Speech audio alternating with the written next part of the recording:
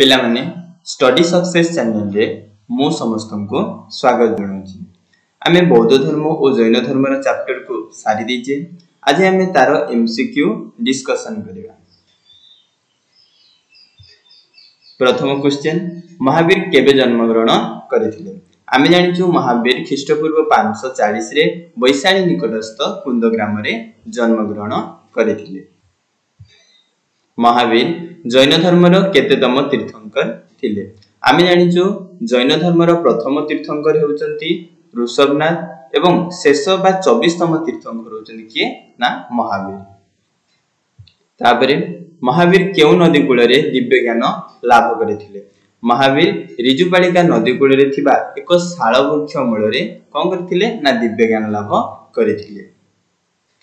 तापरे देखिबा महावीर केबे मृत्युवरण करथिले ना महावीर ख्रीष्टपूर्व 468 रे पावाठारे कोन करथिले ना मृत्युवरण करथिले। गौतम बुद्ध केउठारे जन्म ग्रहण करथिले?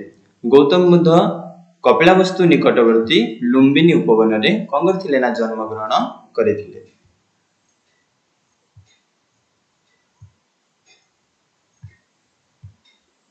गौतम बुद्ध केबे जन्म ग्रहण करथिले? गौतम बुद्ध ख्रीष्टपूर्व 566 रे कपिलावस्तु निकट रे थिबा लुम्बिनी उपवन रे जन्म ग्रहण करथिले। गौतम बुद्ध केउ नदी कूल रे दिव्य ज्ञान लाभ करथिले ना गौतम बुद्ध 35 वर्ष बयस रे निरंजना नदी कूल रे थिबा एक अश्वस्थ गछ मूल रे कोन करथिले ना दिव्य ज्ञान लाभ करथिले। ताले केउ नदी कूल रे? नदी होची कोन? निरंजना नदी कूल रे। तापरे देखिबा काहाकू एशियार आलोक बोली कहा जाय? गौतम बुद्ध कोन करथिले ना एशियार अगणित नर नारी माननकू अंधकार टाणी आनी ज्ञानर आलोक प्रदान करथिले। तेणु गौतम बुद्ध को कोन कहा होची? एशियार आलोक बोली कहा जायथे। गौतम बुद्ध केउठारे प्रथमे धर्म प्रचार करथिले ना गौतम बुद्ध सारनाथ रे प्रथमे 5 जन ब्राह्मणों को बौद्ध धर्म रे दीक्षित करथिले। तेणु कोठारे ना सारनाथ रे से प्रथमे धर्म प्रचार करथिले। काहाकू भारतर लुथर बोली कहा जाय ना गौतम बुद्धन को भारतर लुथर बोली कहा जाय।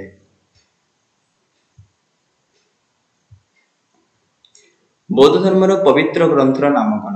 आमे जानिछु बौद्ध धर्मर पवित्र ग्रंथर नाम होची त्रिपिटक, जे कि अभिधर्म पिटक, विनय पिटक, सूत्र पिटक। जैन मानकर 23तम तीर्थंकर किए? आमे जानिथिला जे जैन मानकर प्रथम तीर्थंकर होचंती ऋषभनाथ एवं 23तम तीर्थंकर होचंती किए ना पार्श्वनाथ। महावीर को पितांक नाम कोन? महावीर को पितांक नाम होची सिद्धार्थ और तांको माता होचंती त्रिशला। महावीर काहाकू विवाह करथिले ना महावीर यशोदा को विवाह करथिले। महावीर को कन्या बा तांको झियों नाम कोन? ना महावीर कन्या बा तांको झियों नाम होची प्रियदर्शिनी। तापरे देखिबा पंचमहाव्रतरु महावीर केउ नीति अवलंबन करिवा पई उपदेश देथिले? आमे जानिछु पंचमहाव्रतरु प्रथम 4टी नीति बा प्रथम 4टी उपदेश पार्श्वनाथ देथिले एवं जो शेष उपदेश ब्रह्मचर्य से हमकु महावीर देथिले। जैन धर्मर नीति अनुसार आत्मा निज स्वरूप रे प्रकटित होवाकू कोन कहा जाय ना? जैन धर्मर जो नीति अनुसार आत्मा निजे ही स्वयं स्वरूप रे प्रकटित होवाकू ताकू सिद्धशिला बोली कहा जाय। गौतम बुद्ध केउ राजवंश रे जन्म ग्रहण करथिले ना गौतम बुद्ध शाक्य राजवंश रे से कोन करथिले ना जन्म ग्रहण करथिले। गौतम बुद्ध प्रथम धर्म प्रचार को कोन कहा जाय? गौतम बुद्ध सारनाथ रे प्रथमे 5 जनों को बौद्ध धर्म रे दीक्षित करथिले, जहाकू धर्मचक्र प्रवर्तन बोली कहा जायଥାଏ। कलिंगर केउ राजा जैन धर्म को प्रोत्साहित करथिले ना? कहा होची कलिंगर हमर जो राजा थिले खारवेल से जैन धर्म रो पृष्ठपोषक थिले, से जैन धर्म को बहुत प्रोत्साहित करथिले। जदि आपण माननकू आम वीडियो पसंद लाउची तेबे लाइक करंतु, शेयर करंतु एवं सब्सक्राइब करंतु। Thank you.